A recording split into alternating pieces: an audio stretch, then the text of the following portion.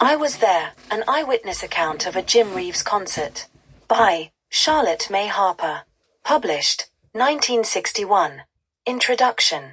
It was the summer of 1960, and the small town of Chattanooga, Tennessee, was buzzing with anticipation. Jim Reeves, the velvet-voiced crooner, was coming to town for one night only. I was a devoted fan, having worn out my vinyl records of He'll Have to Go and Four Walls. When I heard he was performing at the Tivoli Theatre, I knew I had to be there.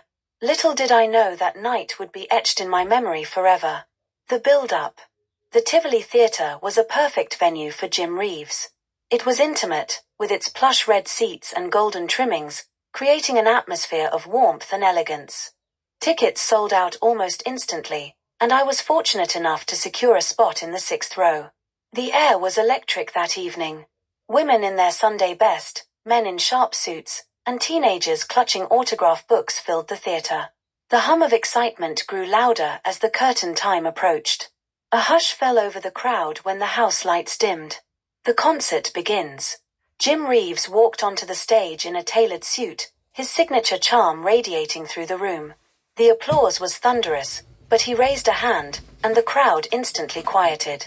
"Good evening, friends," he said in that smooth, comforting drawl. "Let's make this a night to remember." He opened with Mexican Joe, a lively tune that had the audience clapping along. His voice was even more incredible in person, rich, warm, and seemingly effortless. Every note felt like it was meant just for you, a personal serenade from the man himself. The highlights. One of the most magical moments of the night was when Jim sang He'll Have to Go. The audience fell silent, captivated by the emotion in his voice. It was as though time had stopped. I glanced around and saw couples holding hands, tears glistening in a few eyes. Between songs, Jim spoke to the audience, sharing stories about life on the road and the inspiration behind his music. He had a way of making the massive crowd feel like an intimate gathering of friends. When he performed Four Walls, I found myself singing along softly. It was a song that had comforted me on lonely nights, and hearing it live was overwhelming. Jim noticed the audience's participation and smiled warmly, encouraging us to join in.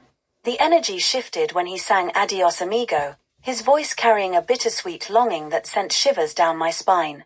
It was like he was pouring his soul into every lyric, and the audience responded with rapturous applause. An unforgettable surprise. The highlight of the evening came when a small boy in the front row called out, "Sing another one, Mr. Jim." Reeves chuckled, stepped forward, and asked, "What should I sing, son?" The boy shyly requested Blue Boy. Jim smiled, nodded, and began to sing a stripped-down version, just his voice and the soft strum of his guitar. It was a rare, unscheduled moment that showcased the sincerity of his connection with his fans. You could tell he genuinely loved performing for people. The finale. As the concert neared its end, Jim Reeves performed a medley of his hits, transitioning seamlessly from one beloved tune to the next.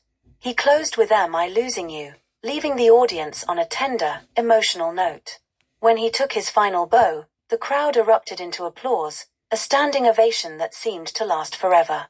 He waved, said, "Thank you, friends," and disappeared backstage. After the show, the theater buzzed with excitement as the crowd slowly filtered out. I lingered, savoring the experience. Outside, I overheard fans recounting their favorite moments, their voices filled with awe. As I walked home that night, Jim Reeves' voice echoed in my mind. It felt like I'd witnessed something extraordinary, a performance that transcended mere entertainment. Reflections. Looking back, that concert was more than just a night of music, it was a moment of connection, beauty, and pure artistry. Jim Reeves had a gift, not just for singing but for making every person in the audience feel seen and valued. For years, whenever I heard his songs on the radio, I was transported back to that magical evening in 1960. It wasn't just a concert, it was a memory that would last a lifetime.